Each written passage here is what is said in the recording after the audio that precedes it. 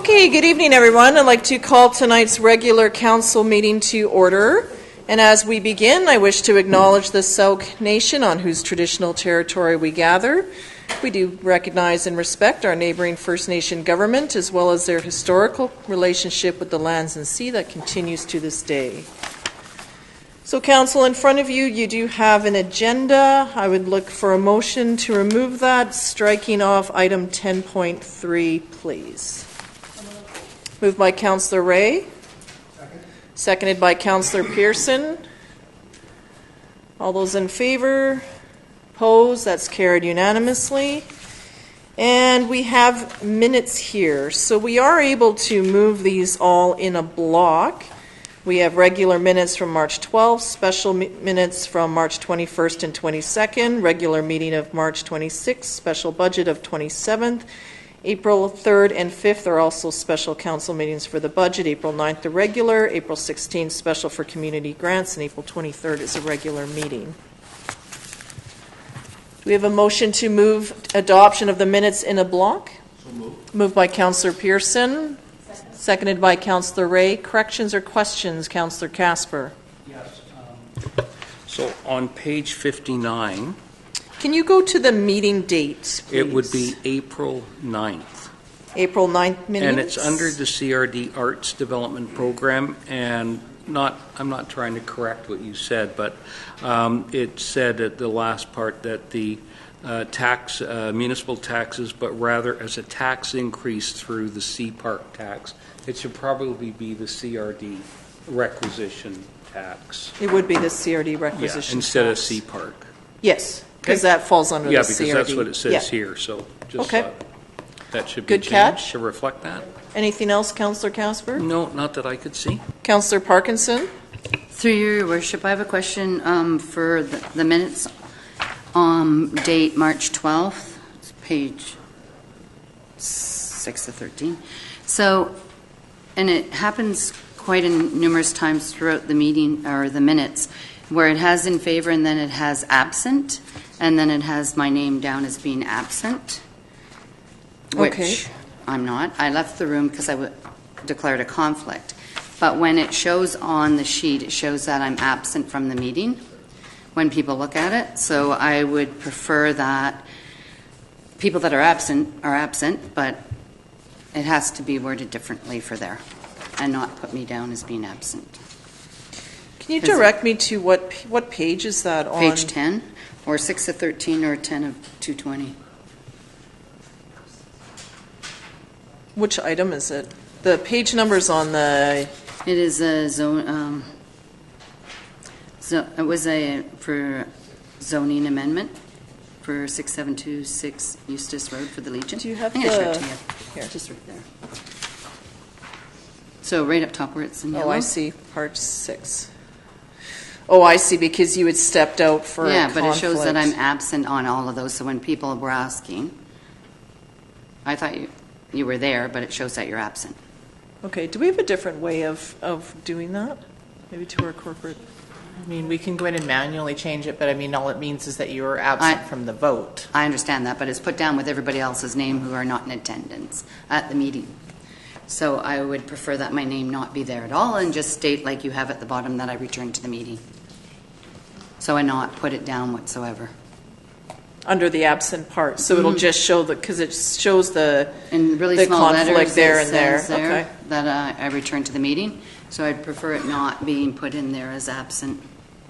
Because it happened in about 5 of the minutes, right? Okay. We'll figure something out. Thank you. Okay, thank you. Is there any... Okay, anything else on the minutes? No? Okay, all those in favor? Opposed? That's carried unanimously. Thank you. So that brings us to a delegation request, item 7.1. Mr. Michael Volk has a delegation this evening. And Mr. Volk, there'll be 5 minutes for you on the timer. And welcome. If you can please turn on the microphone. Hello. So I'm appearing before you today regarding the practice that Sooke has of requiring form and character DPs for vacant land subdivisions. I went through it a couple years back when we first did our first phase, or started our first phase of Viewpoint Estates, and then I did it again on another subdivision I did on West Coast Road. Moving forward, I've spoken with some members of staff and various people in the community about the practice, and everybody seems to agree. And I haven't met one person that doesn't agree that it's a process that doesn't really make a lot of sense, because as the developer, we don't have a mechanism for enforcing any rules as far as what anybody builds in the subdivision. Certainly not anything at the point when we're rezoning. So if I'm going to sell vacant land, I can't tell you what the form and character of the houses is going to be. I'm selling it. It's all up to BC Building Code. So, sorry, I'm looking at all you guys like you're going to ask a question. I forgot you don't ask questions.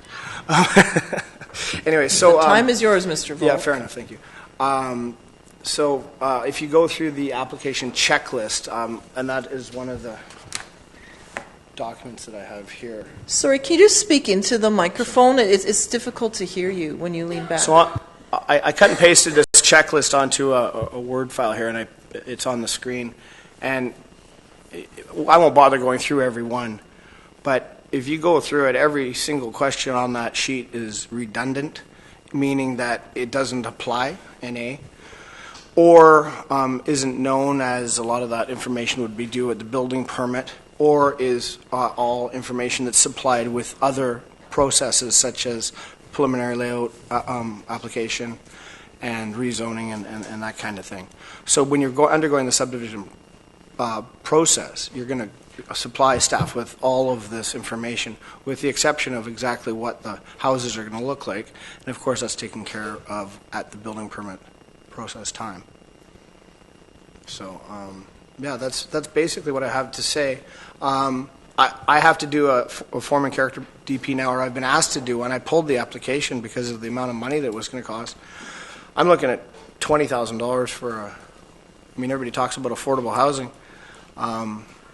It's not very affordable if I have to spend that kind of money on a form and character application, which frankly doesn't make any sense. When I did the one back in for the first phase, council had pictures of all the houses and what I thought the houses were going to look like, and of course it was nothing like what they ended up being because I wasn't the builder. And frankly, staff didn't even open the material and look at it. They just voted to approve it because, and I believe there was even talk at that meeting between staff that this requirement for a DP was in the words of the councillors, ridiculous. So, anyways, that's pretty much all I have to say about that process. Is there any question period available? I guess so. My question, just to clarify what you're asking, is you're asking to not have to do a development permit? I don't think any developer in Sooke should have to do a form and character DP for vacant land. Okay, so... Because the questions on the sheet have nothing to do with vacant land. They're all about the houses that you're not building. Okay. That's the problem. Okay. There is a recommendation that's coming from the Land Use Committee later on in tonight's agenda, where, that'll probably flow back to a staff report. So have you seen that, and are you speaking in favor of that? I haven't seen that. It's a coincidence that this came up today, I guess. I'm working my way through the rezoning process, and I've come up with this, and suddenly I don't really know what to do. I guess I have to fill out the forms and pay the money, or do I? I don't really know what to do. I think at this point, until there's a change, you would need to do that unless council makes a different motion or a change. So I'll see if other members have but for now, the prevailing policy and bylaws would stand until they're changed by council. I don't know if I can do this, but I'll try. I'd like to ask council to make a motion to remove that requirement from the OCP. It makes no sense whatsoever, and I believe that council might have the power to make such a motion and do it if they so choose. Okay, thank you, Mr. Volk. I'll turn to members of council for comments or questions. Councillor Ray. Yes, thank you, Your Worship, and through Your Worship to Mr. Volk. This document that you've provided here, is this something of yours? Like, it's got red, like... Yeah, all the questions that are on the DP form Right. and character, or the development permit rather application, are these questions. Right. And I just cut and pasted them onto something, so I could answer my writing Your is answers red. are in the red? Yeah. And can I just ask, are your answers in the red specific to the application that you were thinking about making? Yes. Okay, because just reading your answers there, Those were I can understand the point that's being made. sure, like obvious. I mean, I'm not saying that I was going to submit it with those answers. Those were notes I was making for this meeting. Right. I actually do have my application with the answers to the questions. It was just a bunch of NAs. Yeah, I just find it interesting because you're showing in red. Well, that'll be submitted with the PLA application, not known on Mahone Designs. So what I'm seeing is a lot of those aren't answerable. And so I There think honestly isn't one question that is relevant. that you can answer at this point in Not time one. to make that application. Thank you. Councillor Parkinson. Through Your Worship, did you go through this list with your answers with the staff so they know what you were presenting this evening? So that they could answer to this? I did talk to one staff member about my list, and that staff member agreed with me and said, And so you reviewed the list with them? yes. Yeah, no, Thank they you. agreed. Okay, other comments or questions from members of council? Or I see our corporate officers are handed. Thank you, Your Worship. I just wanted to point out that the motion that is coming forward from the Development and Land Use Committee is not the same issue that Mr. Volk has presented. He's suggesting no DPs at all for vacant land. The issue that's coming forward from the committee is the delegation of authority for development permits. Okay, thank you for that clarity there. Okay. Sorry. Am I allowed to speak now? Sorry. No, sir, you're not actually. Your time has expired unless council has a question for you. Councillor Casper? I didn't see either of your hands, but since you're gesturing, go ahead, Councillor Pearson, and then Casper. Thank you, and it's timely because I did not... Can you turn your microphone on? Yeah, it is timely because I think that it's, listening to the Land Use Committee and hopefully what they're going to be proposing on this delegation of authority, but if you look through our OCP, our current OCP that is under refresh, and 7.0 and 7.1 and 7.2 as it goes through the DP requirements, and I can't help but notice that we're still using words like may and can and maybe we should. Form and character of exterior buildings. I always have a check mark beside that. Why would we be looking for that at a DP at application stage? I mean, it doesn't make sense to me, and it never has. But then again, I've been pretty vocal about DPs all the way through.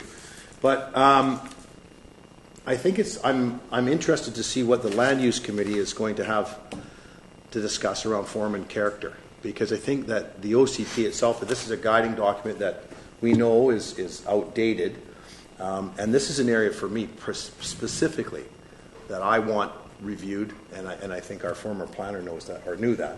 So I'm looking forward to what the Land Use Committee recommendations are out there. But so I don't have much more to say other than I don't like the sense of how DPs feel at the front end. So yeah. Okay, so what I'm hearing from Councillor then, Councillor Pearson, would you like to send this item to the committee to discuss? Because what I'm hearing from staff is that the item that they are bringing forward, the recommendation from committee today is different than what Mr. Volk is requesting. I think the opportune time for that discussion when they come through with their delegation of authority, I'd like to have some more discussion around then, because I think that's the opportune time to include several things.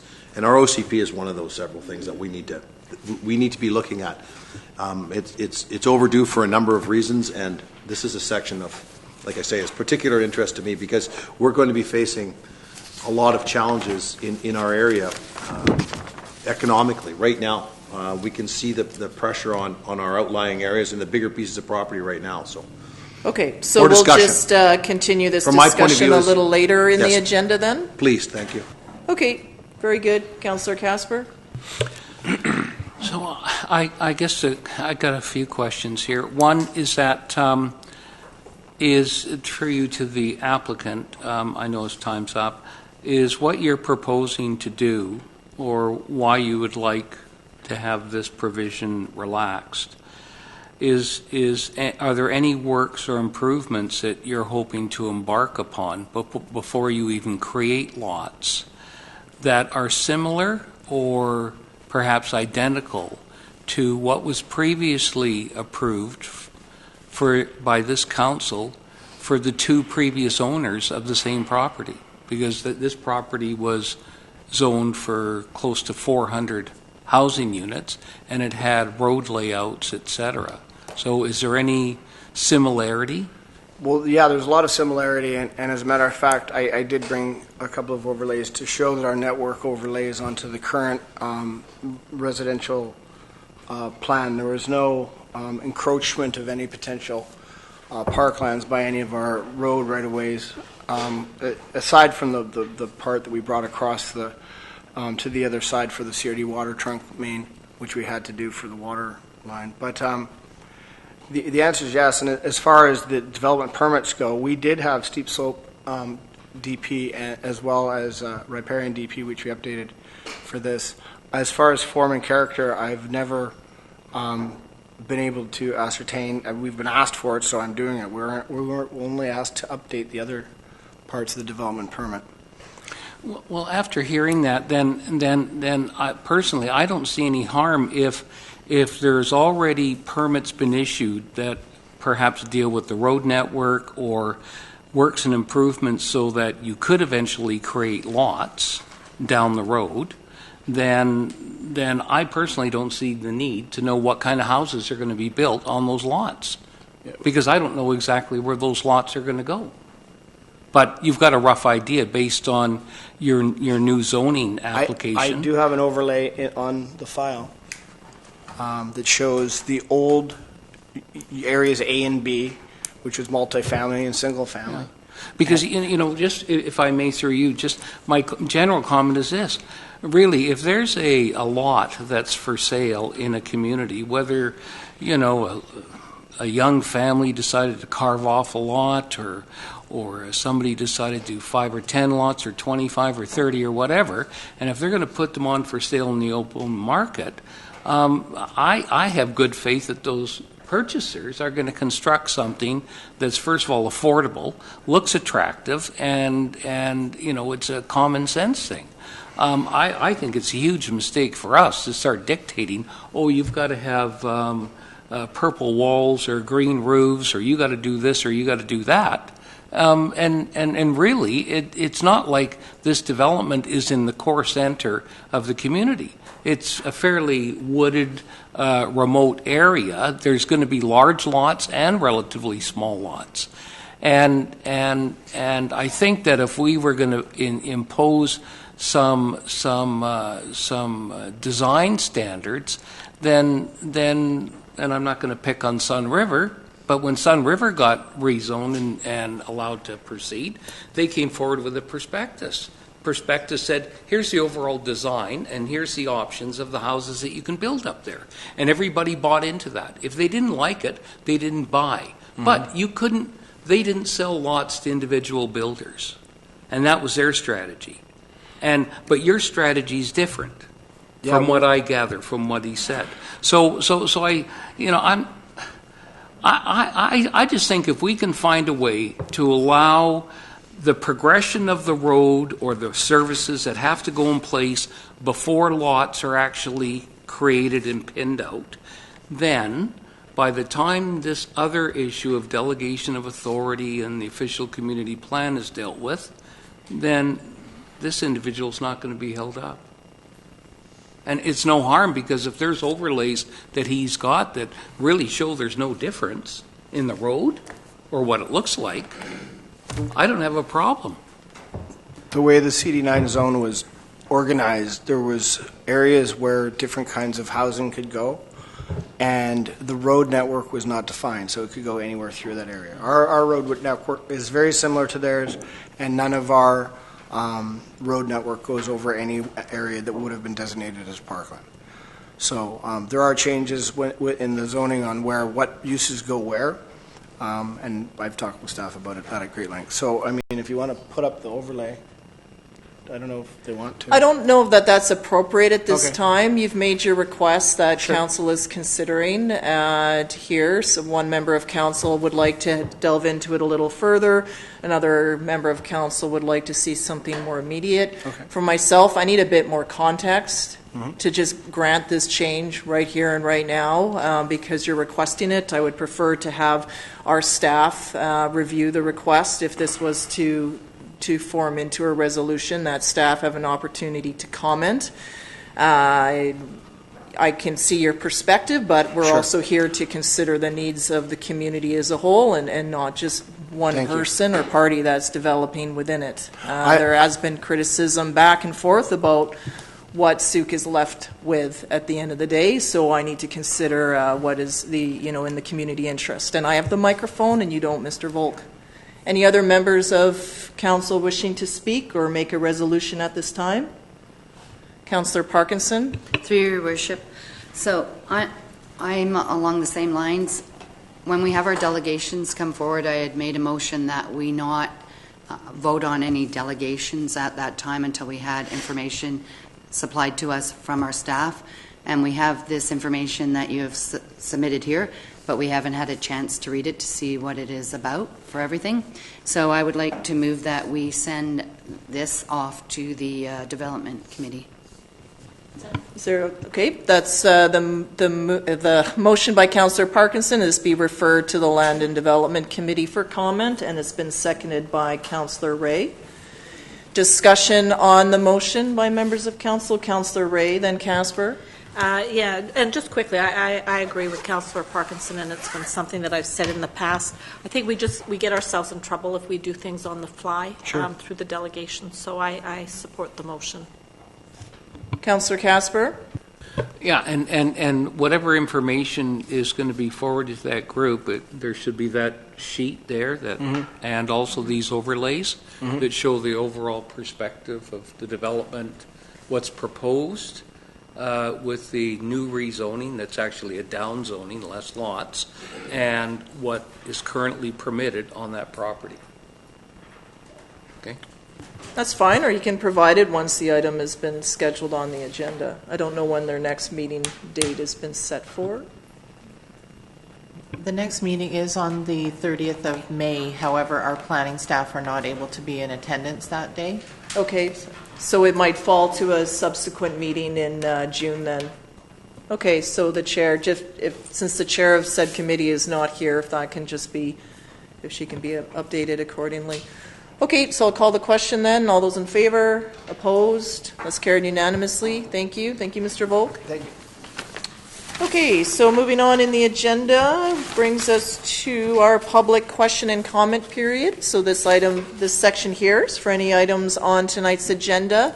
Any speaker would have up to 2 minutes to comment on items specific to the agenda. We just require your name, address, and if you can let us know which item you are speaking to.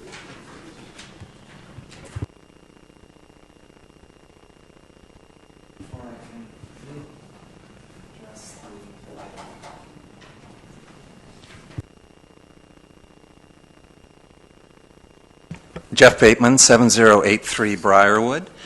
Let's see. First of all, I wanted to thank Lisa Crossman for her letter regarding affordable housing in the District of Sooke. She notes here, as part of our national housing strategy, we need all levels of government to provide funding for a minimum of 200 units for single adults and a minimum of 400 units for families. So that's great that that's identified, and then I suspect that there are creative ways to reach those goals without necessarily building in traditional fashion. There are other ways to potentially move that direction. Now, regarding the electric vehicle stations, it's good to see these 3 pairs of level 1 charging stations in the district as a civic amenity to visitors in their EVs and residents. I'd also like to address the Electric Vehicle Association of Victoria's comment or letter at the April 23rd meeting, in which they noted that zoning bylaw provisions could be introduced that would require new builds to have level 2 240-volt EV-ready circuits, which are now available at a more reasonable cost, and that's the fast chargers. So moving ahead, that might be something to look at. It's interesting to have heard Mr. Volk's comments, and I have a better understanding now around Melrick Place and why there's perhaps no consistent form or character to that development.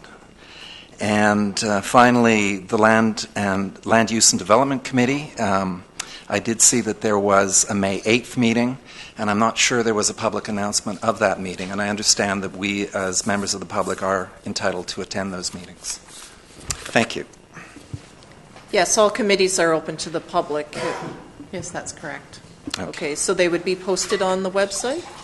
They were. I sent an email earlier today advising that there is no requirement in our council procedure bylaw to post a schedule of meetings until the committee has determined its regular meeting date and time, which the committee has not yet done. Okay. They are anticipating to do that at the May 30th meeting, but I advised that in the interim and as a temporary measure, we would post the notice on the appropriate places until we have the schedule.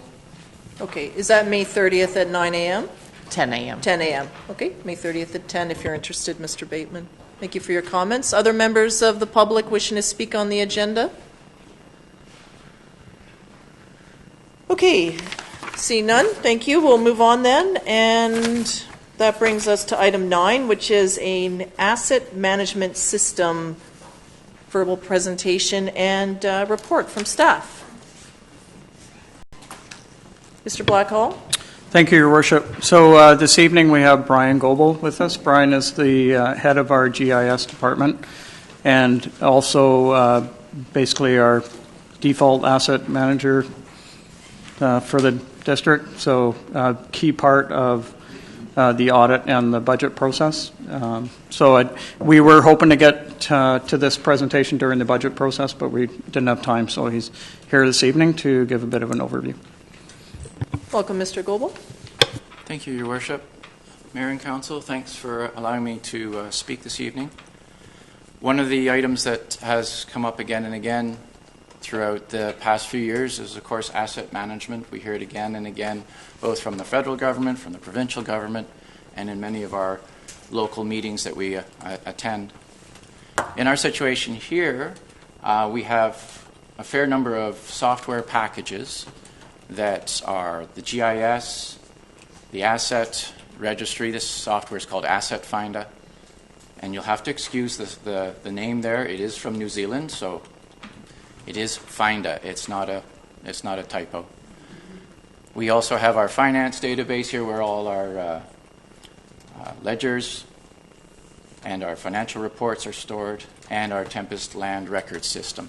So these 4 packages here of software are all part of our asset management system. That's that blue row at the bottom.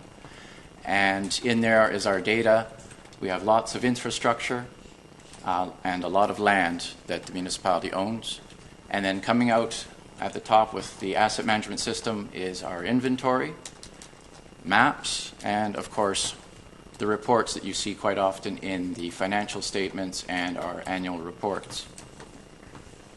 When we're talking about our asset classes, we're talking about tangible assets, and we have numerous classes within our municipality. This software we've set up to store a fair number, and they've been grouped in different categories.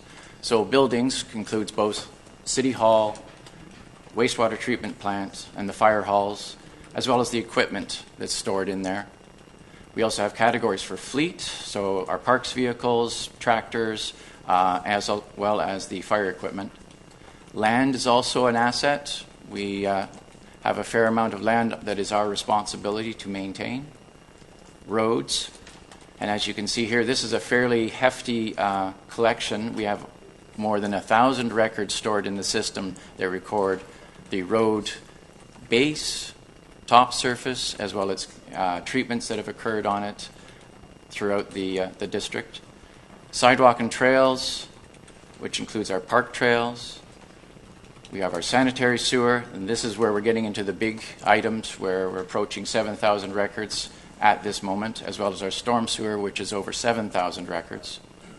And then we also include street lights, and we do have some record keeping occurring for street signs. Excuse me, Mr. Goebel. Gentlemen, can you please take your conversation outside?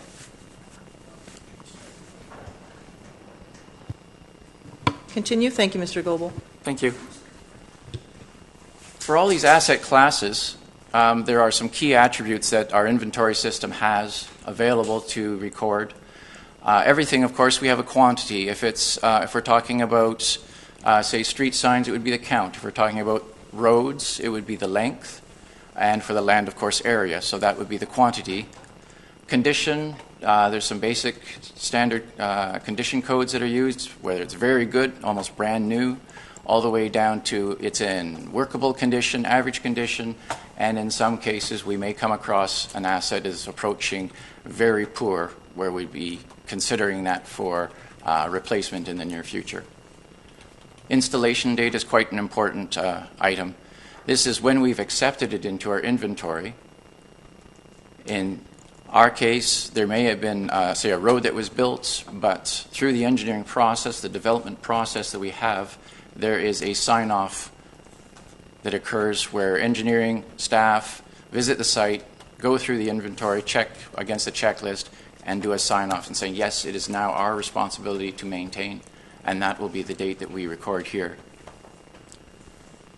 Everything also has some kind of lifetime, some expectancy that it's going to, after we've taken it over, at least last maybe 5 years if it's a small item, or some of the longer life items, say as storm mains and sewer mains, could last 75 to 80 years. That helps us plan into the future as to when we're going to have to be looking at replacing. And then probably one of the more important items here is, of course, the purchase cost. When we get the sign-off occurring, the developer for contributed assets provides us with an inventory of what they've installed, as well as their estimate of cost that it was required to put it into place. All that information gets pulled together into our inventory system. Excuse me while I just try and transfer over to, there it is. This is our asset system as it stands right now. We're working with version 3. We're expecting version 4 to come out this summer. We're hoping to get the installation occurring over the summer. It has a lot more features than this one does, but I'll just give a quick sort of view across the menu here. The system itself has the ability to do financial analysis for each year. In around March, April, we go through and tally up everything that we've added into our inventory system. And this tool here has the ability to calculate depreciation for all the assets that we've added, as well as the total costs, and as well as the net book value by the time it's all completed. What we're looking at right now is what's called the query builder. It's very much like a spreadsheet.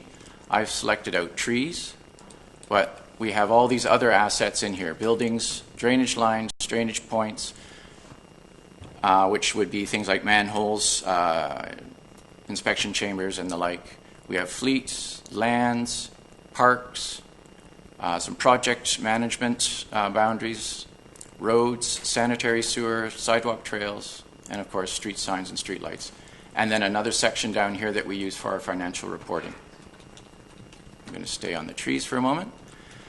As we move forward this summer, we're hoping to start looking at updating items for tracking maintenance on each individual asset, as well as work requests that may have come in through our calls for service that would then be work that is being requested against specific features in the field.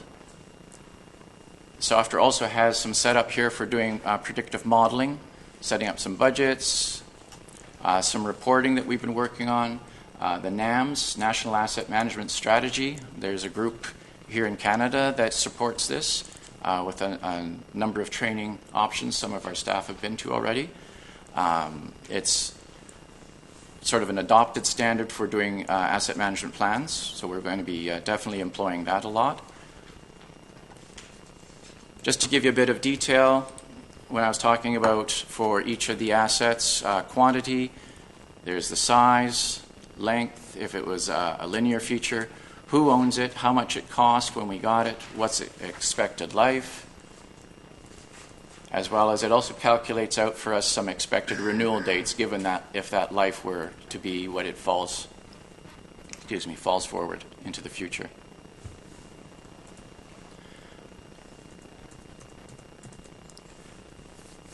Not only is the information stored there in this database, but of course, with the GIS, we're able to map all these pieces of inventory right into the subdivision. And so in this case, I'm going to just do a little zoom out here. So we're up in the Sun River area. This area, Anthony Place, was part of one of the developments that just got approved this past year. This map that we're working with ties directly into the asset management system. And just give you a quick sort of rundown of some of the features that are on here. We have pretty much everything that we have stored in the asset inventory in Asset Finder is on the map here. So we have storm drains, sanitary sewers in here, street lights, sidewalk trails, roads, and it can keep on going. And so it does get rather busy.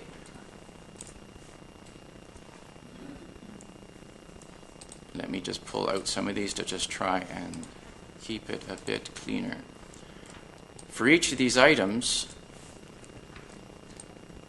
many of these items, like the trees here, were not actually placed on a drawing. They were picked up by our staff using our equipment to locate it and at the same time make a note as to what its condition was. And in many cases, we can also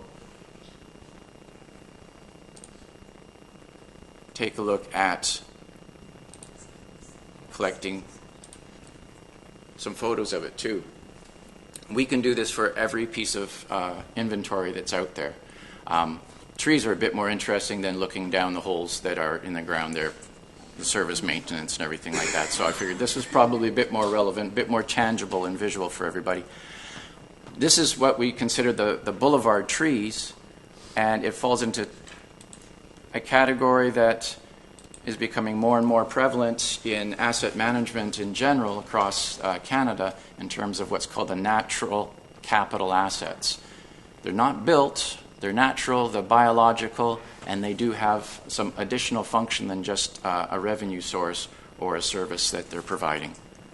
I'll try and touch on that just a little bit further into the presentation here. As I mentioned, every year we do an annual report.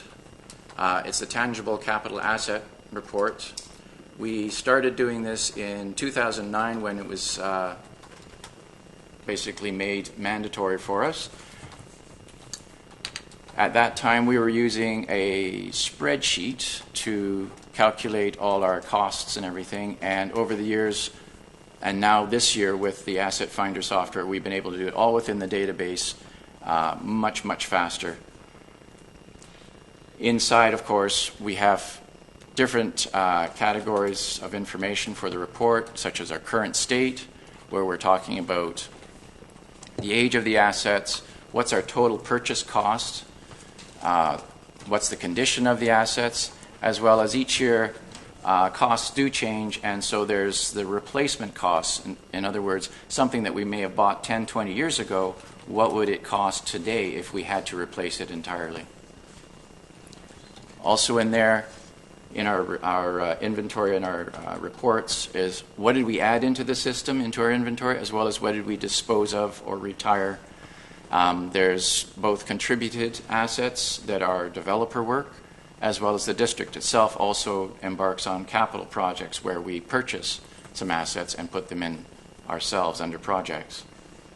In some cases, we're taking out old inventory as we're doing this, such as road surfaces may be replaced, removed, and disposed, and we report that in the annual reporting. And then every year there's some work that has been done and has not yet been accepted into the inventory, and that's the works in progress. That's another category that we find on our financial statements. On our website, I believe the financial statements for this past round are available, and in there you will see the additions that we put in this year, the disposals that have been taken out, as well as the calculated depreciation for all these assets. Assets that have been growing or sitting there, it's not a tree.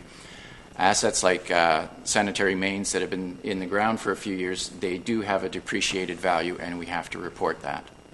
And that, of course, then ends up giving us our net book value.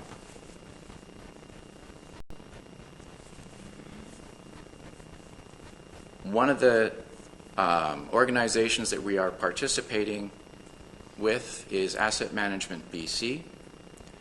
The reason we're doing this is that they have a framework.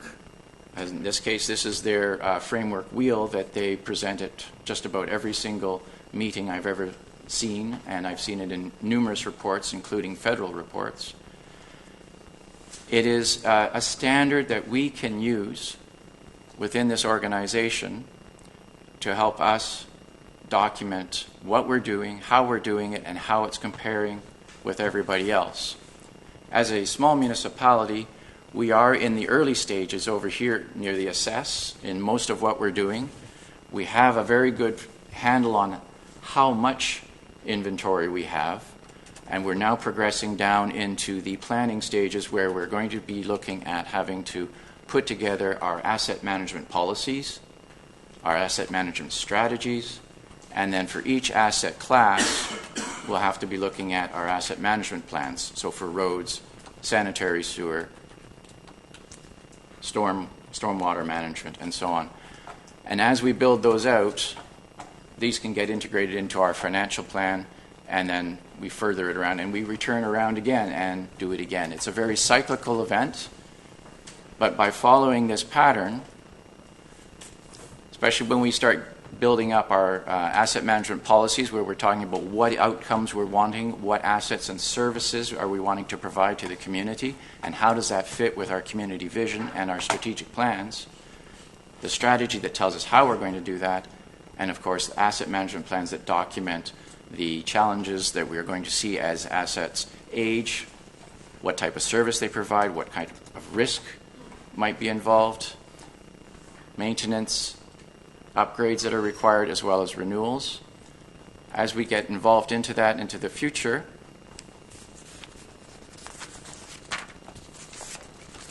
when we're working with this framework, and I had the note here. Oh, there we go, sorry. By working with this framework, we're also participating not just with the province, with Asset Management BC, but also the Federation of Canadian Municipalities. The National Asset Management Strategy of NAMS is called, of Canada, as well as our local working groups and regional working groups.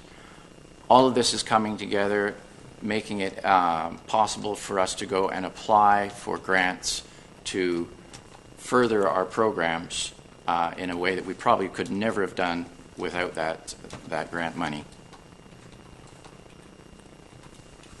So as we move into the future, of course, then we're also going to be taking a look at our natural capital assets. And an example of this is our wetlands. Town of Gibsons has done a very good pilot study where they took a look at a new development trying to manage the stormwater runoff from a new subdivision. They had an option was to build a $5 million pipe that would drain the water out and take care of it that way, or using the natural assets that were already in place, they were able to, at a less cost, redirect that stormwater through a natural wetland that they had enhanced, and it now provides walking trails and definitely a very nice environment, and it's serving dual purpose, not just for managing the stormwater as well as fitness trails, but it also provides some pathways for other utilities that they have. And it isn't costing them nearly as much as putting in a storm pipe. When we get into that, then of course we'll be looking at what inventory do we have, as well as what's its function, and then the big item that's in discussion right now with many agencies is how do you value it? Not only does a natural asset have a dollar value, say land value, it also has a functional value that might be useful for carbon offsets. As we finish up with the asset management plans getting going and the policy and the strategy, we can start integrating this into our bylaws, and we may start seeing a lot more reference to that in our subdivision bylaws, our financial plans, development cost charge bylaws, and of course impacts at the planning level with zoning and OCP. When you bring a new subdivision in, you're also bringing in new assets. When you bring new assets in, you have an obligation to maintain them. They don't last forever, and eventually they will need to be retired, replaced, fixed, hopefully not in an urgent manner, but it is something that we need to be considering as we move forwards. Thank you for letting me speak. Thank you. Thank you very much, Mr. Goebel, and for the presentation and both for the work that you do down in your department there. I think knowing that this has been part of our requirements since 2009, is that correct? Mr. Yes, Your Worship, and I'd just like to add, and this is really a very quick, I know it's not like super exciting for everybody, but for Brian, myself, it's a huge part of what we do, and you can see the volumes and volumes and volumes of data that has to be managed. And, we don't have a lot of staff here. Brian is doing this kind of on the side of his desk. GIS is what he does, but this asset management piece now is becoming a big part of every local government, and you're seeing a lot of local governments are actually having asset management departments. Mm-hmm. So we are very fortunate to have Brian here and his skill set, and his Leah, who also works with Brian, and we do, I think, an excellent job, and I know Brian is a go-to guy within the community and participates in a lot of working groups and everything. So I do think we're very fortunate to have him. Absolutely. So with this, when there's calls for service on streetlights or the trees and the like, then this way it would save time. Like, this is data then that staff could access through Brian or through the software, Mr. Goebel, that is, through the software to find out in particular where that particular asset is and then what the response would be. Yes, Your Worship. This software, the Asset Finda software, has the ability to do work orders, calls for services. Right now we use Tempest for that, but we need to look at, do we transition that over to this system? Do we have Tempest for parts of some calls for services and only use the Asset Finda work orders for everything that's asset related, like a call about a road? Okay, great. Are there questions from members of council? Councillor Parkinson, then Casper. Through Your Worship. So would the records also have a filing for all the artwork that the district holds? I know that we had someone collect and record the artwork. Do we have that in our record keeping then? I'm not sure what happened to it all. I believe it is all digitized, recorded. I don't believe it's in our asset management software as a asset that we're managing. It's collected and recorded, and it was a corporate services initiative, so maybe. Just allow Jen to speak to that. She was involved with the digitization process. We have all the information stored in the safe downstairs, as well as it's in our SharePoint system, but I can give it to Brian, and if he can find a location, we can definitely work together to try and put it into the software for record. Through Your Worship, that would be wonderful to do that. I think that it's a valuable asset, all the artwork that we have, artwork that we purchased or that was given to us. And I was also wondering if I can have a copy of it for the SPA program. Members of our committee were asking where the artwork is from the district, what we have, where it comes from. Thank you. Through Your Worship, we'll get a copy of the database for you, and we can enter it into the system as far as so it's recorded, managed, But art is a difficult one because of the valuation of it. So for an accounting perspective, it may not show up because it's really an appraised value. Unless it's something we purchase, we may be able to have a historical cost. Councillor Casper. Yeah, thank you. Through you to staff. And I know there was mentioned the maintenance program or element's going to be started next year or this year. So my question then is that would there be a cost benefit program implemented in conjunction with this on maintenance of our assets? Through your worship to Councillor Casper. Part of the, Brian is actually attending the NAMS training right now, and the system right now could do it, but we're looking at doing it in a better, more standardized way, which is where it will produce budgets for the assets, and it will be optimized based on the expected life and also how much extra life you're getting out of these assets. Because some, even though the accounting life may be 50 years, we could find that they're actually lasting for 70 years, et cetera. The policy we need an asset management policy, we need an asset management strategy, then we develop the plans for each asset category. That's where all this modeling will happen. And we have a hard time applying for grants until we get to these stages first, like especially the policy and the strategy piece. Well, yes, and I appreciate that through you. So this could apply to all assets, whether you drive it, whether you occupy it, whether you use it to flush sewage or whatever, or a park bench.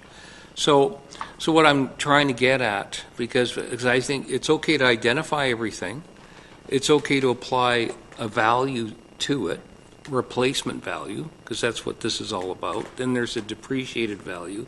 But then if there's a preventative maintenance program applied to all those assets, then your life expectancy of the asset naturally would grow. And that would probably be noted in your system, right? And all I'm trying to think about is how do you save money and get more life out of the product, whether it's this building or any other asset that we own. I could apply that to our fire trucks. If we can find a way to be creative on extending the life of the fire truck instead of buying brand new, get an extra 10 years out of something for half the price. It's like resurfacing a road. You resurface it so you get more life. So you don't have to rebuild the entire road at twice the price. So I would hope that we actually get to that stage so that there is a real preventative maintenance program in place that somebody can take off the shelf and say, well, this month we have to do this, or next year we have to do this, so that politicians can then make decisions as to how the funds are going to be dispersed.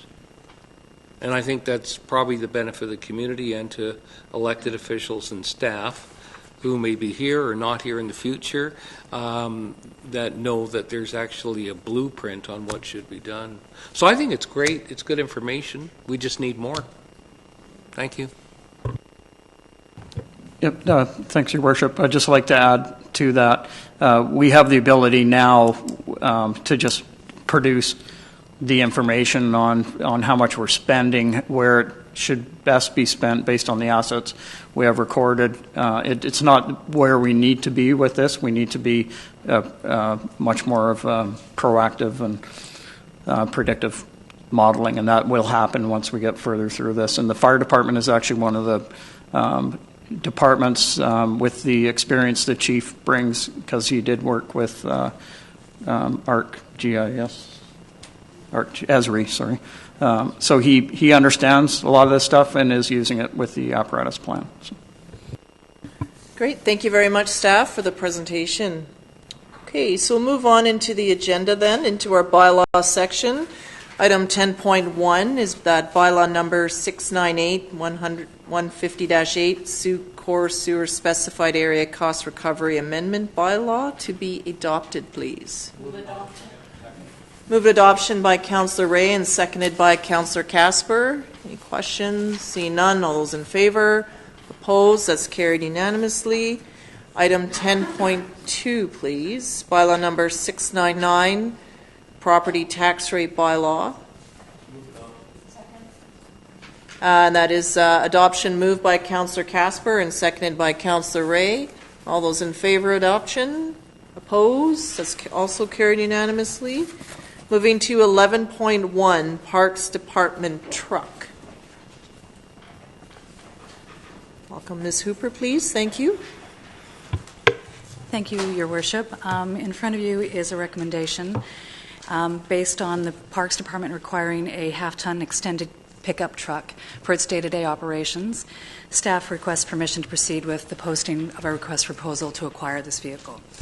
In the past, we've been able to acquire two vehicles that are 2003 vintage, and as a result of increased maintenance areas and increased number of temporary on-call staff, we need to diversify our fleet to have a day-to-day vehicle that can do many different things. Currently, some of the vehicles that we have are in poor repair, and we can't necessarily trust them at all times. We recently had a vehicle brakes fail. We had somebody actively using it, a worker. So we do need to have a bit of redundancy in our fleet because at this time of year, maintenance, it doesn't stop, especially when things are growing so vigorously. And I understand that this item had been discussed and with funds allocated in this year's operating budget or in the capital budget or in the budget anyway. Mr. Blackhall, if you could just remind me exactly where it sits. Thank you, Your Worship. We did have the budget, I believe, said parks equipment, and that's why we said to council that we would come forward for anything over $25,000 on an individual basis before it's even tendered. So. Okay, Councillor Parkinson. Through Your Worship, I'd like to move the recommendation that Council authorize staff to post a request for proposals to purchase one new half-ton extended cab pickup truck. Is there a seconder for the motion? Seconded by Councillor Pearson. Discussion on the motion. Councillor Casper. Through you to staff, do you think that a half-ton is large enough? No, because I'm thinking, okay, if you had a three-quarter ton, then it might be haul more stuff. That's all. Through Your Worship, that's a great question. Currently, we do have a three-quarter ton pickup dump truck, which is very large and very purpose-built for dumping and hauling the tractor, etc. However, it is very high, and therefore it's not a great multi-purpose vehicle. It can pull tractors and trailers. However, it's hard to get garbage and lawnmowers easily into these very high vehicles. So the proposed vehicle in front of you is just a good all-round multi-purpose vehicle, which is sorely needed. Good. Anything else from anyone? Okay, we'll call the question then. All those in favor? Opposed? That's carried unanimously. Thank you, Ms. Hooper. The vehicle would be deckled after it's acquired? Okay, very good. Thank you.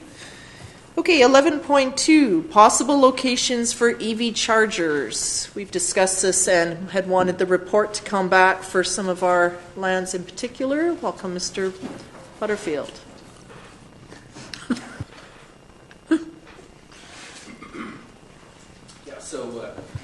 Microphone. Through Your Worship. What we have done is review the existing locations in Sooke where there's EV chargers, level 2 in particular, and given the resolution of the March 12th regular council meeting, our staff was to review some potential locations for EV chargers around Sooke. What was found is 3 potential locations, and in looking at those locations, it was advisable to recommend 2 chargers at each location so that we could have enough capacity for the district with our budget and still allow us to look at what kind of usage we would get.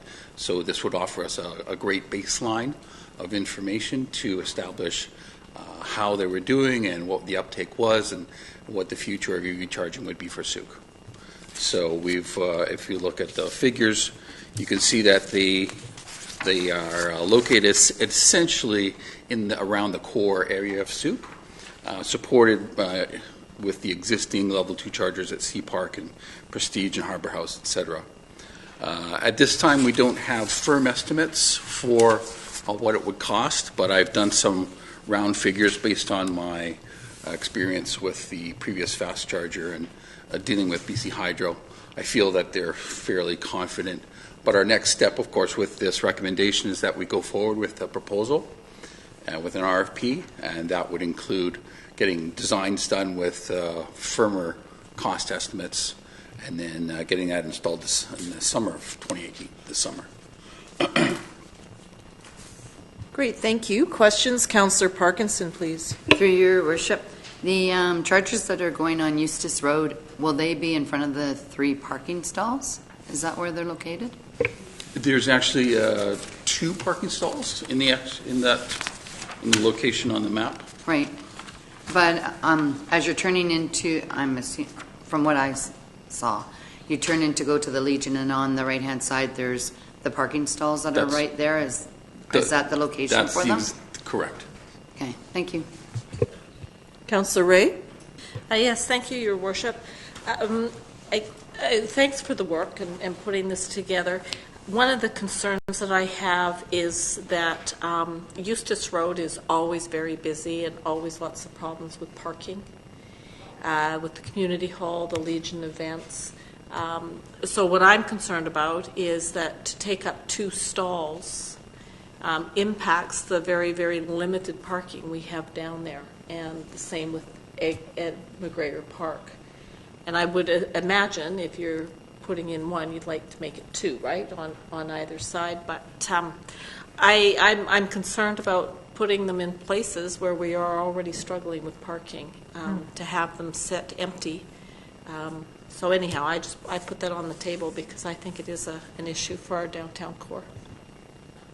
Okay, thank you. Councillor Parkinson again? Through your worship. And so thinking of that, if no one's in them, other people can park there. It's not just separate. It's not just for someone who's charging the car, is it? Typically, the standards are that it's for electric vehicles only. Yeah. So, and you're right, for especially on Eustis Road, because that, like this weekend, there was no parking there whatsoever because there were a couple events going on. So that might not be a good spot then for that because of the parking issue. But then the folks with electric vehicles would park in that stall and charge the car while they're going to the event. The thought process is we have electric vehicles already in Sooke. Where they are currently at is at a GP, a general purpose parking stall. The intent would be that they would then park in these stalls, freeing up that parking location elsewhere in Sooke. So we're not dealing with reducing the parking any. It's just a shift of where vehicles are located. Follow-up, Councillor Parkinson, then Pearson. And we had discussions previously. Is there a charge for charging?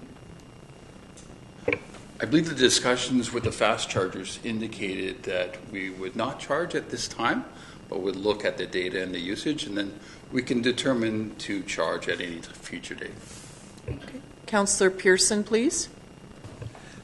Yes, thank you for the report. And I think that the big question for me is to get some installed and then look at the usage. I mean, if we don't put any in, no one will use them. So my opinion is if we put a couple in on Eustis Road, a couple at Ed McGregor Park, and I mean, you've selected 3 different locations. We've got the ability to track how many times they're going to be used. If they're not being used, well, then we can take them out and move them somewhere else. It's a pretty simple process. So it's a user. I think if we don't do them, we'll never find out. So I'm going to support it that we put them where they're proposed. Okay, are you making that a motion? Yep, absolutely. Okay. So a motion is approved as it's outlined there by Councillor Pearson, seconded by Councillor Parkinson. So Councillor Ray, please. Yes, thank you. And if that is the position that people understand that we're going to try them out in these locations, I'm fine with it. I just don't want there to be an expectation that once they go in that's where they stay. So I'll support the motion. Whoops. Sorry about that. Councillor Pearson, go ahead, please. Yeah, and just, and the motion's fine. I'd just like to know if we could add something to it that we get a report back, and I mean, that'll probably should be part of it. But we should schedule that on a semi-annual basis or something to know how we're doing. So, thank you. So we're expecting installation to be this summer then. And so then, yeah, perhaps towards the end of the year, just to get what that feedback is, the use and the like, and then be curious to know, is it higher or lower various times of the year or not? Just to start pulling the data so that we could see there may be a demand for more. Councillor Casper? It's not necessarily germane to this, but I just wanted to know through you to staff, was there a follow-up and did we submit any recommendation to the BC Utility Commission on the whole issue of EV chargers? We are part of the EV working group headed by the CRD. Okay. So we do have input into this whole. Right now, they're working on a report that effectively goes to builders and the public about EV charging in general for the region. So we're part of that, and we'll be looking for those recommendations coming out in the next couple months. Okay. And that we can share with council. All right. Thank you. The other part to this then is once they're ready to be installed is perhaps a media release to go out, and also if there's a way of doing a listing on our website to show, I think it's important to highlight where the various chargers are. Like with the information that you had provided, there is one at the Prestige, but it's for hotel guests only. So I just think that as we have the visiting public come through our community or even locals, that they know which ones they can access and not go to the Prestige expecting to use it only to find out it's for registered guests. But then that we have sort of a mapping of knowing where they are. Absolutely. There is our letter, Your Worship, to the Prestige asking for cost sharing. Okay. They are currently expanding their EV units, I believe, 3 level 2s and to another fast charger specifically for Tesla. So they're doing actually a lot of work in this field. And and they will have some public ones, I believe, as well. Okay. Still waiting for their official word back. Okay, great, thank you. So just look forward to hearing more about that. I think that's very positive. Okay, thank you. So I'll call the question then. Have I done that yet? No. All those in favor? Opposed? That's carried unanimously. Thank you very much. Okay, so next item is item 12, I believe. We have some reports for information. So these come from the Development and Land Use Committee. They have 2 that came right off of their inaugural meeting, which is great. So the first one here is 12.1, Traffic Master Plan of the Committee Recommendation. And I believe our Head of Planning is speaking to this.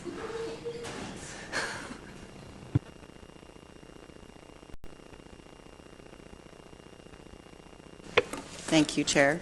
Members of Council, Ivy Campbell, my first time here speaking to you, Head of Planning. So the committee did speak about the Traffic Master Plan and the nature of how outdated it is. And we talked about how important it would be to have that updated prior to our OCP, because typically your Master Transportation Plan feeds into your official community plan and also feeds into your capital plan for your investments. And there's a lot in that master plan that speaks to the DCCs for roads as well.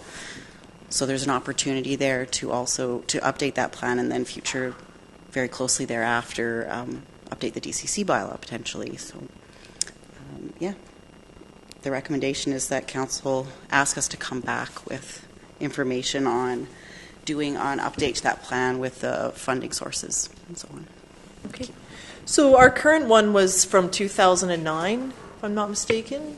That's okay. right.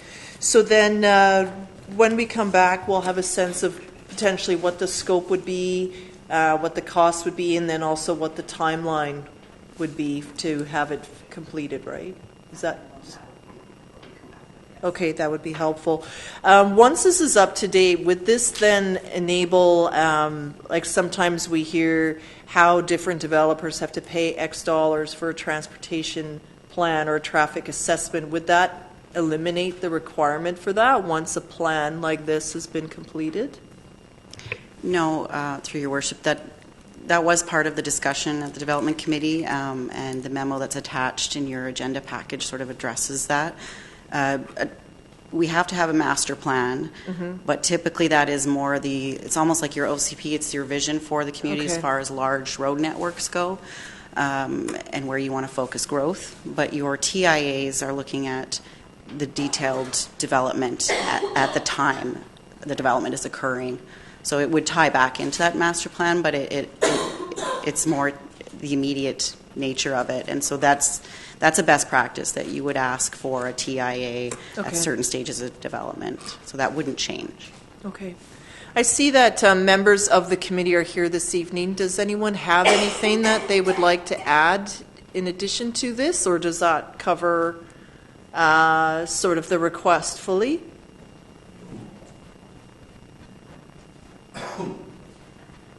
If you could just introduce yourself, please, Mr. Committee Member. Herb Haldane, 3118C Otter Point Road. What we did talk about when we were talking about that is an expectation of maybe traffic master plans or whatever for if they're bigger, more impact, multifamily units, those 3 and 4 or single-family subdivisions or 3 and 4 townhouse units and stuff. The impact could be basically picked up with that master plan. I mean, when it comes down to it, I mean, Sooke's got so many road arteries, and that's all we got. It's all we're ever going to have, and I don't see it changing in the next 10 years, and we're going to have to do another master plan in 10 more years, so on, so we keep updating it. But without any money or funds or any kind of infrastructure grants to put in new arteries in Sooke, I don't see how we could alleviate it, even if Boulevard tells us we have to do all this stuff. So there's still a bunch of dialogue I think we need to have with a lot of, I understand where planners and where best practices come from, but we're in a little town that has literally no money and no way of making any of this stuff happen, but everybody wants to come here and subdivide and build and do whatever. So we need to come up with, I guess, a plan on how we're going to get the money to do this if we're going to have this expectation of big traffic plans. But the discussion's been really good, and staff's been helpful, and it's been great. Okay. Thank you, Mr. Haldane. Thank you. Councillor Casper, please. Yeah, I just have a question, and it's about the TMP, which is, it's TIAR fee that may be applied. Isn't that some kind of fee would be applied to that? Is that the traffic impact report you're referring to? Yes, and that people would have to pay a fee? Because I read something in here about that. I just want to get that clarified. Okay. Through your worship, I think what you're reading is that part of the discussion at the committee originally was, prior to this memo being brought forward by Paul, is there an option that you update the master transportation plan, and then rather than submitting TIAs at development stage, submitting a fee that would then be put towards updating the master plan again? But what the memo does is explain that it's not about the fee, it's about the development at the time, and it's not. We need to assess what's actually happening on the ground. So the TIA is imperative to do that. So that became no longer an option, and I think the committee was mostly in agreement that we needed to update the transportation master plan. Okay, thank you. Other comments or questions? Councillor Pearson, then Parkinson. Yes, thank you for bringing this forward. And again, it's like our OCP. It's something that I think should be a living, breathing document anyways. But our transportation master plan, I guess for me is I would want to make sure that I see the before and after, so that we don't lose that historical view, because I think that the TMP that was there was pretty well thought out. If you think about, the roads in and roads out, it's, we're putting more things in to a single road in and a single road out. Where I think there's going to be some strong advantages for us as a community is on the feeder roads and the feeder networks, and making sure that we turn those into DCC roads, because we're using some of our existing roads now to lands beyond, and we need to use this transportation master plan to identify those. So it's critical right now that we review that. And I mean, we only have to go one block up and turn left, and we see an example of where that's failing. So anyways, good work, so thank you. Councillor Parkinson? I'd like to move the recommendation. So that's moved by Councillor Parkinson and seconded by Councillor Pearson. Any comments, Councillor Parkinson? One final one. Does this also cover various modes of transportation, or does its focus just vehicular? And I'm just asking because we have quite an extensive trail network that can move people through town rather effectively if you know that the trail system exists. And then we have our open house on the linkage coming up, which would make a substantial, could impact just the reliance on a vehicle quite substantially if that were to happen. So I just wonder if it considers different modes of transport. Yes, Your Worship, and in this existing transportation master plan, it also does that. It speaks to the pedestrian, the bicycle, different modes of transit and the vehicle, and any master plan worth its salt would do that. Okay. Absolutely. That's good. So we are still waiting a bit for Highway 14 announcements and the ministry to have their open house. That'll be in June, my understanding is. And then also Transit will be updating its local neighborhood plan for Sooke. It happens about every 10 years, sometime later this year or into next, depending on the schedule. But we are in the queue to have that done. So that's just, I think, critical information as this, just to consider with the timeline. I mean, if this plan was finished before that there would need to be an update, particular for transit use as well to happen. Okay, excellent. I'll call the question then. All those in favor? Opposed? This carried unanimously. And there's one other committee recommendation. Ms. Campbell, I'll pass that back to you. Item 12.2. Thank you. So I just wanted to provide some clarity regarding the delegation and this particular item from committee. So Mr. Volk had come to speak about the necessity for having a development permit for single-family subdivisions. This is about just delegating development permits in general down to administration with some exceptions as are outlined in that previous bylaw. What Mr. Volk was speaking to would require an OCP amendment. So it would be it would require some engagement, and this is just a bylaw through council by resolution. The discussion at committee actually was pretty smooth and short. We just talked about the benefits of saving time for both the applicant and for administration and council's time when reviewing. Historically, you would see, and I think Councillor Casper brought this up, rightfully so, that form and character DPs are about a structure generally.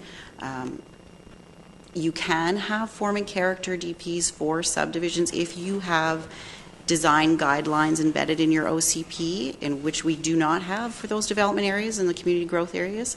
That was, for whatever reason, left out. Typically, in some districts, they might require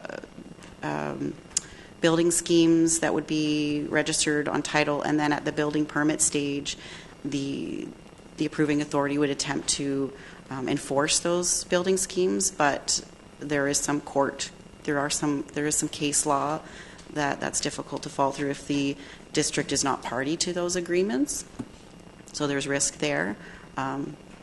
But that's a risk every district chooses to or not enter into.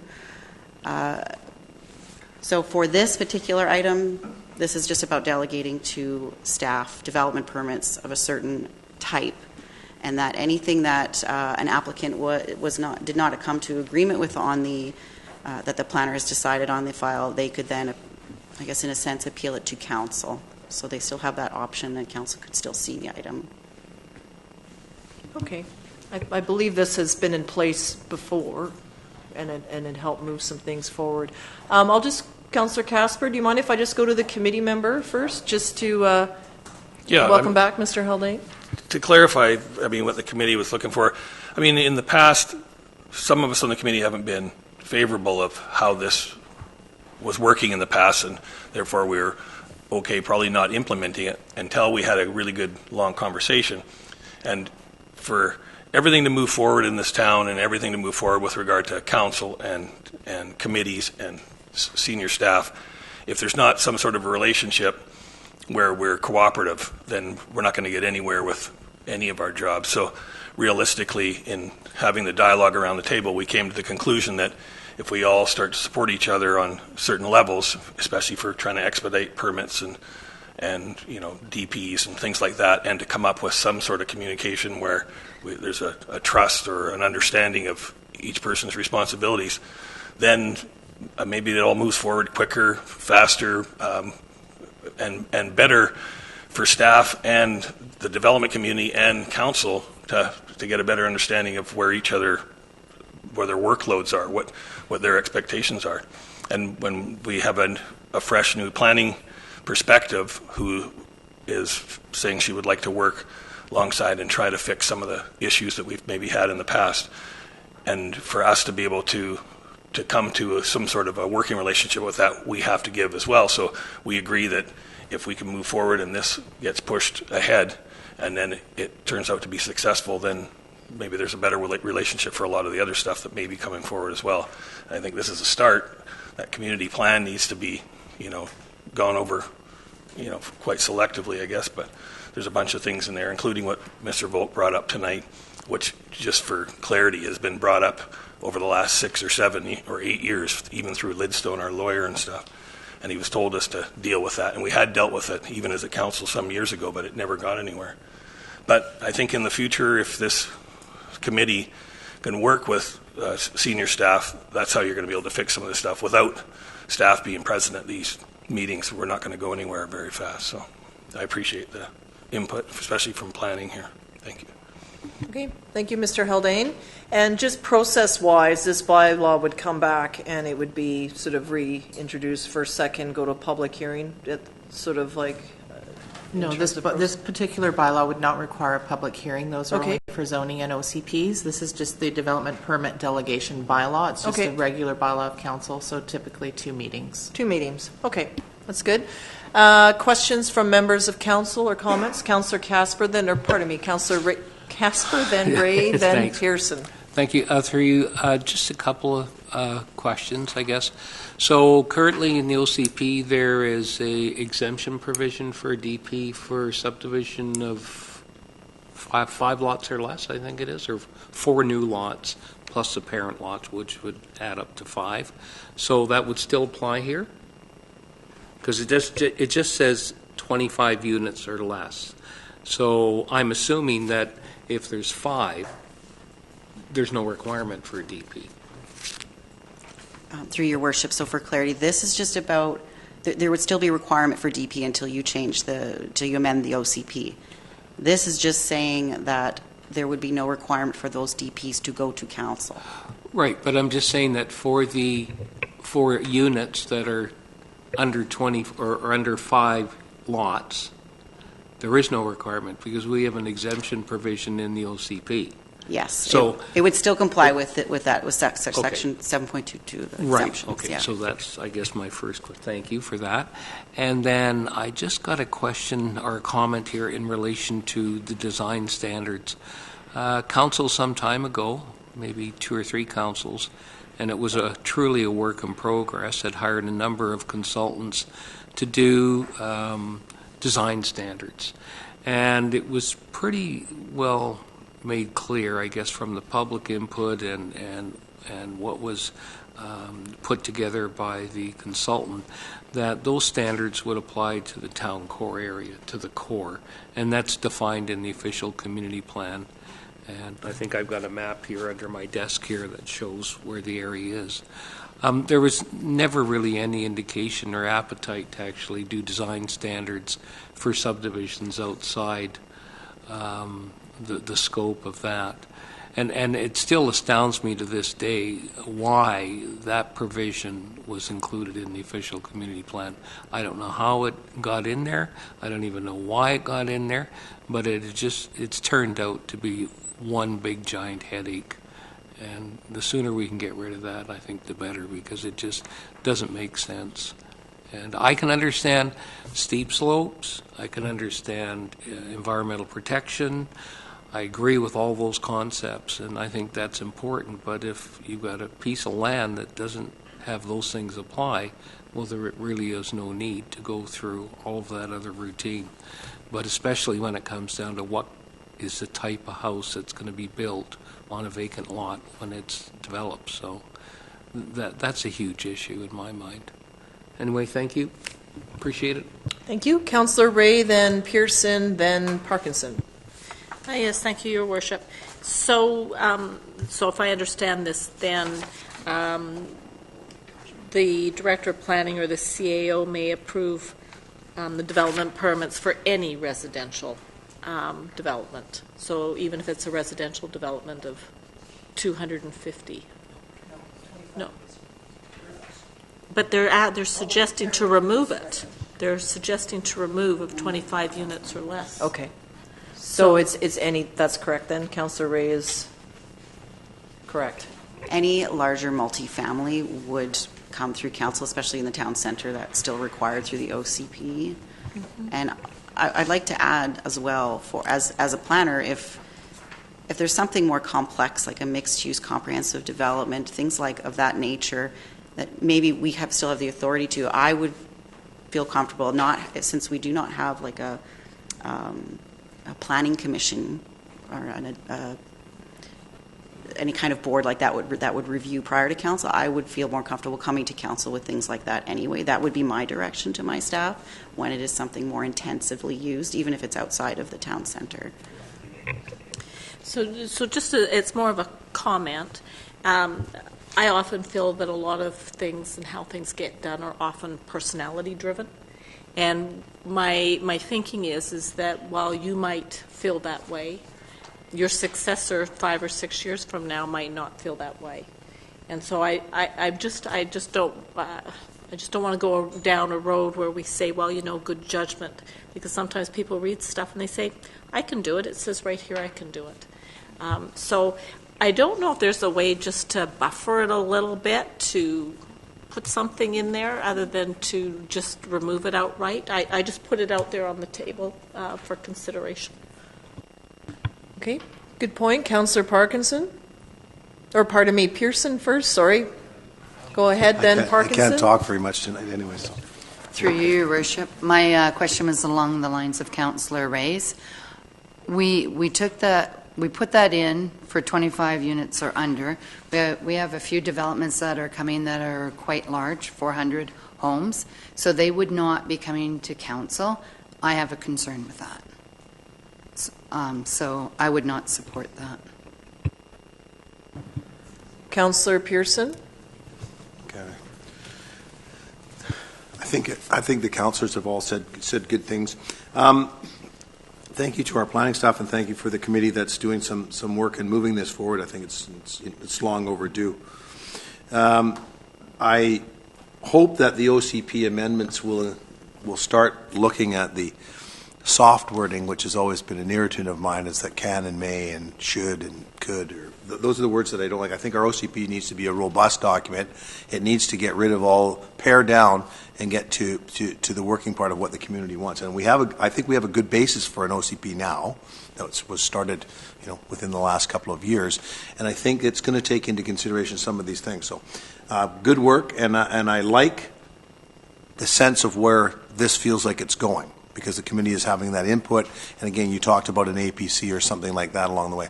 I envision that this committee could probably move that along. And I think that's what I'm happy to hear about tonight. So I'm going to support this motion. Okay. The motion has been moved then by Councillor Casper and seconded by Councillor Pearson. So it will come back. There's still 2 meetings where this has to go through, and I can appreciate where council is sitting. My only comment is sometimes council, sitting as a councillor, have approved items that the public wasn't happy with the development permit and the way that it looked anyway. Some smaller, some larger areas. So, even with that mechanism in place where it comes to council, there's still, I think it's very subjective in what people look for. But perhaps through an OCP, I think it's the vision of the community that we're trying to build that we need to get towards. And I'm comfortable supporting this tonight and as it goes forward. Councillor Parkinson? May we separate the two, review head of planning as one motion, and then the 25 units or less as the other motion? Is the mover and seconder comfortable with a sever? I'm seeing a no. Can I add to our corporate officer? Thank you, Your Worship. There actually should be a motion to consider the motion in two separate parts. Okay, so Councillor Casper had moved the recommendation, so you're good to move the first change then? Okay, so that change number 4 point to read review by the head of planning. And that's okay with the seconder. Okay, so we'll move that one first then, or I'll call the question on that. All those in favor? Opposed? That was carried unanimously. And then the second part would be the same heading, that the committee recommend council direct staff to reintroduce the development permit delegation bylaw with the following change. Change number 4A to remove of 25 units or less. Is that what you're referring to? Yes. Or am I totally bungling this now? That's okay. I think we can work with it. It's just there should have been a motion that council consider the motion in two parts. Oh, I see. But I think we can work with it because we have the consent of the mover and seconder. So we'll just make that additional motion with the same movers and seconders.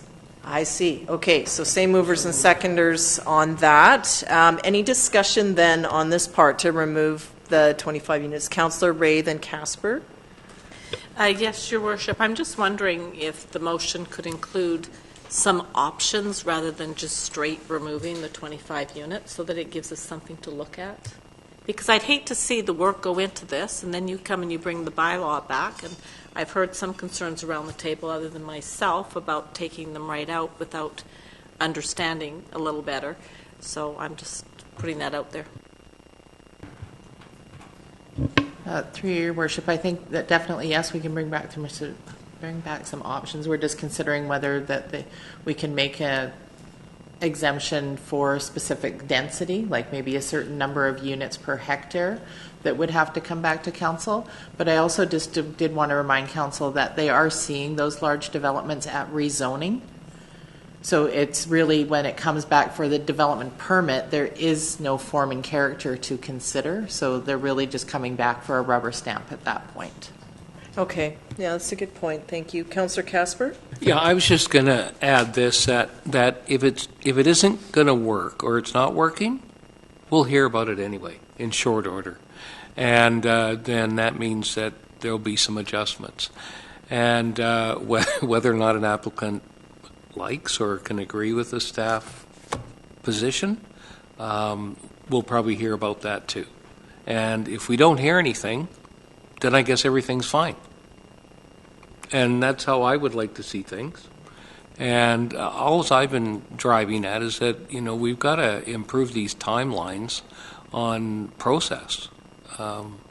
Whatever happens in the good offices downstairs and whatever happens up here, if we can reduce the timelines and the roadblocks or whatever you want to call them, then I think we'll be better to address affordable housing, the cost of putting lots on the market, because that's what affordable housing is all about. It's the cost of doing business, and we've got to do something.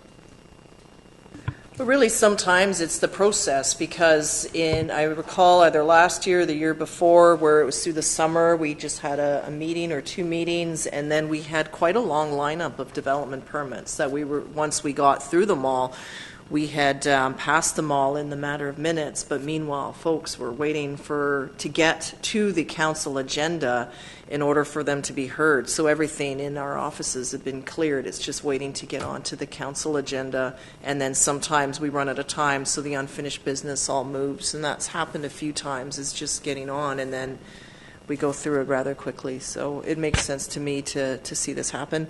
Anything further on the motions? See none. All those in favor? Opposed? Councillor Parkinson is opposed, is carried. And we'll see this back then at the next meeting then will be the first part. May 28th. We'll do our best to get it on there. Okay. Yes, and Councillor Parkinson would like her opposition vote. So either the next regular meeting or the next regular meeting, but it's in the queue now anyway. Okay. Next item then is from the Sooke Program of the Arts, Terms of Reference, 13.1. Maybe I'll turn that to Councillor Parkinson. That would be page 117.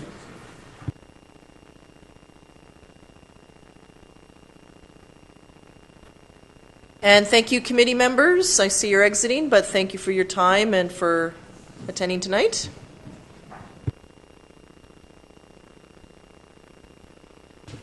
Through you, Your Worship. So for the terms of reference for the program for the arts, it has always been that a member of the committee will be elected as the chair of this committee, whereas the chair for the development committee or any of the others are all a council member. So this is the only one that's not. And because we have such a short time period before the next election and before we sit down from this committee, I thought that it would be a good idea that as council that councillor be the chair of this committee, knowing the process and the policies for council. The members of this committee, I believe, not one of them has been on a council committee before. So to have someone trying to bring stuff forward would be a little difficult, and we also do not have staff help on this committee. So we take our own minutes and send them in. So that would be my rationale for this. Okay, so basically in looking at the terms of reference then where it says chairperson, we could just have that the councillor, or it could be combined council representative / chair, councillor as appointed by council. Would that make sense? Is this here though? As you're a councillor, you're ex officio, meaning that you don't have a vote. Does that matter? Okay, just wanting to address that while we're together. So then this could just be just merge these two, council representative / chairperson, and it would just say councillor as appointed by council as ex officio, and then that other part to be nominated by the committee and conferred by council could just be struck out. Or no? Councillor Parkinson? Actually, there was one other concern there because the committee only has 5 members on it. Okay. So, and that's including me. Right. So there's not enough members to vote if someone's missing, if I'm not allowed to vote. Okay, so then we can just take out the as ex officio. Or to our corporate officer? Through your worship, yes. So we would essentially just use the same wording that's in the Development and Land Use Committee. The chair is a voting member, and I think that it would be highly recommended with that number of members on the committee that, you know, you could end up in a tie and you could end up with no business. So Yeah. to have an odd number of voting members is a good idea. Okay. Thank you. Good, so we'll make that change then. Councillor Parkinson, would you like to move that recommendation? Yes, please. Okay, moved by Councillor Parkinson and seconded by Councillor Pearson, and I think we understand what the motion is. Okay, all those in favor? Opposed? It's carried unanimously. Thank you. Okay, correspondence. We have correspondence from April the 16th to May the 3rd. Are there any items that any member of council would like to remove from this block, or are we to move that all and move in receipt? I'll move receipt. Move receipt by Councillor Casper and seconded by Councillor Ray. Any discussion on the correspondence or questions, comments, anything? Councillor Parkinson? Through you, Your Worship, actually to you. There were a couple on here, the West Shore Primary Care and the Community Health Network, requesting a speaking engagement with you on healthcare practices. I was wondering if you were going to be meeting with these people or sending them an email or something. I haven't had the opportunity to respond yet, but thank you for reminding me. Yeah, I think those are two good ones. I have been invited to speak on Salt Springs Health Network, but that date hasn't been confirmed, so and I'll the other follow one up on this. And the other one was from Tanya Wall, who is a doctor in the West Shore. Yep. So I've spoken with Jenny Redpath, the VHA, the first one, following up on the other, and then I might have missed the last one. Which one was that one that you were referring to? It was from Tanya Wall, April 18th. Oh, that's the one on West Shore. Yeah, that one is still on a follow-up list for me. Perfect. Thank you. Thank you. Okay, so I'll call the question. All those in favor? Opposed? That's motion's carried. And I'll just comment, no, that's fine. I'll leave it at that for now. Just in regards to physician recruitment, that is an ongoing challenge that we have here, and it was very timely to receive that. Okay, 14.2, we have a sponsorship request here from the Sooke Fine Arts. Councillor Parkinson. I would make the recommendation that we pay $225 for the advertisement for the, it's in the brochure. To the full page advertisement? Yes. That would be it. Thank you. So we're moving that. We do that every year. Yep, that's moved by Councillor Parkinson and seconded by Councillor Pearson. Further in this, they are asking about the status of tickets, and in the past we have agreed that we would accept them for the artist celebration evening, correct, as that's a free event, but not for purchasers preview, as that's a paid event. That's correct. And that likely if we could reply that 7 tickets so that we don't have one person, we don't have to fight over them. 7 of us. For the artist celebration, because it says i.e. 6 preview, 6 artists, but there's actually 7 of us, so this way it's we all could have that invite to that artist celebration night. Okay? All right, call the question then. All those in favor? Opposed? That's carried unanimously. We wish them luck in the show. Council reports, item number 15. Councillor Casper, we'll just go down the road, if I may. Councillor Casper, go ahead. Yeah, just let people know or remind them that on Friday, this Friday, there's going to be a senior summit at the Prestige, and I think it's actually a full registration of 100 people. Yeah. So last week it was 17 spaces left, so there's going to be a number of presenters there, and I've been asked by the mayor to make greetings on behalf of mayor and council at the opening of the event. Oh, so. That was me. And thank you for doing that, Councillor Casper. Councillor Ray. Yes, thank you, Your Worship. Last week I attended the event hosted by the Consul General of Japan. She introduced the first appointment as an honorary Consul General in Victoria, Dave Bing, who was formerly of Royal Roads and a Deputy Minister. So it was a nice event downtown Victoria at the museum. And I would just like to remind that the Sooke Library Open House, the design reveal is this Wednesday, May the 16th, 5:30 to 8 p.m. at the Sooke Community Hall in the dining room. And at the same time, the Demamuel Creek Crossing that's hosted by the District of Sooke at Sea Park is also on May the 16th, and it's 4 to 7. I think they're 2 vital pieces to our community, so just want to remind folks. Thank you. Thank you for that, Councillor Ray. Councillor Parkinson? I'll have mine next time. Okay, Councillor Pearson? No, I do have stuff to say, but I think I'll just stay quiet tonight. Okay. We'll look forward to an update. Easier. Thank you. We'll look forward to an update next time. So thank you, Councillor Ray, for that. When you're speaking with your networks about the Demamuel Creek Crossing, one thing to keep in mind is, or to find out, is what type of mode are you looking to travel on. That'll determine what the trail looks like. In some areas it's quite steep, which make it suitable for walking, but would not make it fully accessible for anyone, say, in a wheelchair, pushing a stroller, or even a bicycle. So I think that's an important piece. The preliminary feedback I receive is, well, do this one because it's shorter, but that's the steep one, which would then limit the amount of users on that trail. So I think that's just an important piece. It's the topography in our community can be quite challenging, so look forward to that. Today you might have heard that the CRD has announced that the campgrounds are all officially open for the season, so the Sooke Potholes Campground is being operated by the Sauk Nation again. It's their spring salmon campground, and there is an agreement in place between them and the CRD, so that's very exciting. Jordan River Campground is also open, as well as Island View.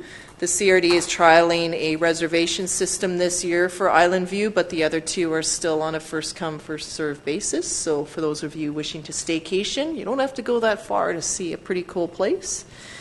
For myself, I am heading over to Vancouver for UBCM executive meetings this week, so that's where I'll be away for some of these events, and I appreciate members of council covering off some important items that'll be happening, and then I'm intending on going on vacation, but I do have a few conference calls that I have to make while I'm there, so it's just the timing of things sometimes just don't work.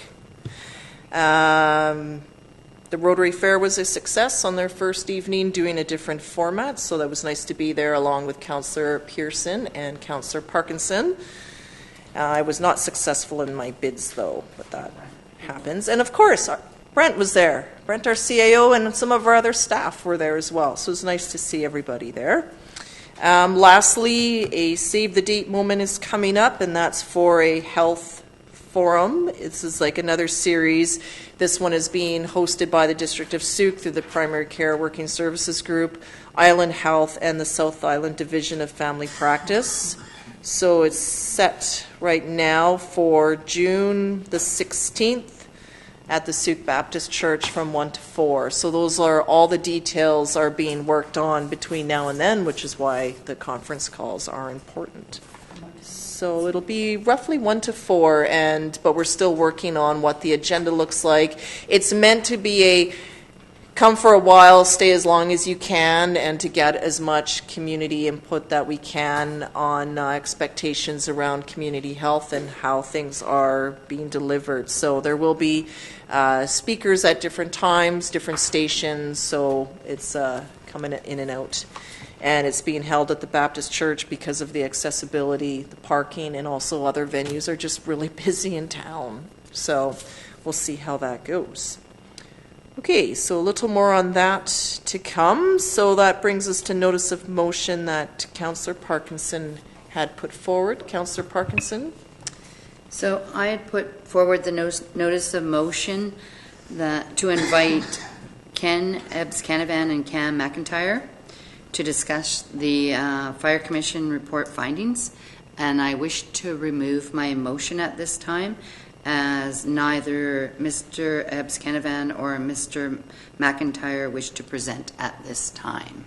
Okay, thank you very much, Councillor Parkinson. So on that note, I'll call for a motion to adjourn and to reconvene the in-camera session. Moved by Councillor Ray, seconded by Councillor Parkinson. All those in favor? Opposed? That's carried unanimously. Okay. Thank you, everyone. We'll just stay upstairs, so we don't have to move everybody.